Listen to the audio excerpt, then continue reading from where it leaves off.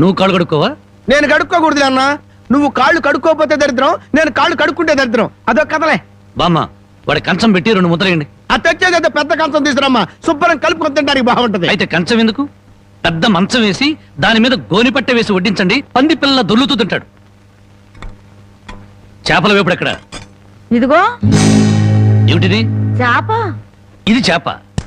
చేపల వేపుడంటే చేపను తీసుకొచ్చి పెద్ద పెద్ద ముక్కలు కోసి దాంట్లో ఉప్పు కారం బాగా పట్టించి సలసలకాగే నూనెలో కరకరకలాడేటట్టు వేయించేదానివి. ఈరోజు అసహ్యంగా చేశావు. దీని వేపుడు కూర అనరు, ఏడుపు కూర అంటారు. ఈ పూట నేను వంట చేయలేదురా. పాపం ఏమీ పని లేకుండా ఊరికినే ఇంట్లో కూర్చుంటే తోచక ఆ పెళ్ళే చేసింది.